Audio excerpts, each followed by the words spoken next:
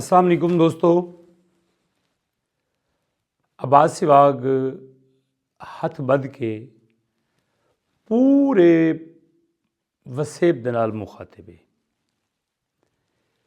हिको कम कराए अपने बालों को अपनी माँ बोली जरूर सिखाए।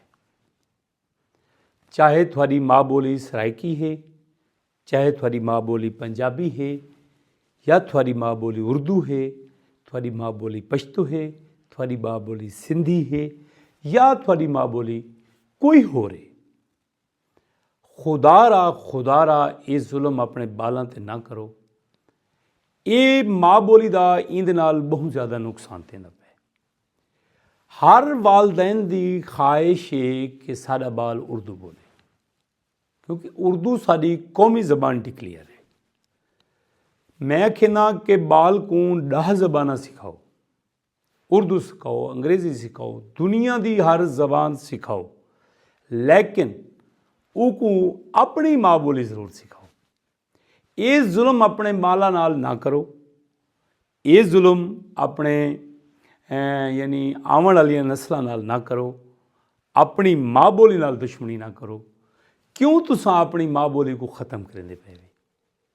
मैं दी आज़ाना अपील है कि जितने वालदैन हैं अपने बालों नाल उर्दू अलवेंदन, वो कोशिश करें कि सब तो पहले उनको अपनी माँ बोली सिखावें, उन्हें को बाद उनको उर्दू सिखावें, अंग्रेज़ी सिखावें, दुनिया जहान की हर ज़बान सिखावें, लेकिन उनको अपनी माँ बोली ज़रूर सिखावें।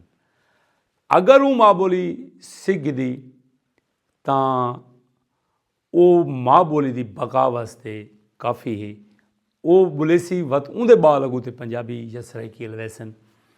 खुदारा अपने बालों पर रहम करो, उन्होंने को अपनी माँ बोली जरूर सिखाओ।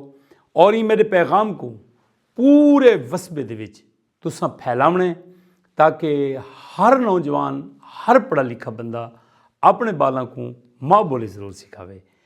ये मेरा पूरे वसेब दुआते ये पैगाम है, ये मेरा कर्ज है थोड़े ते, ये तुसां लहावना है।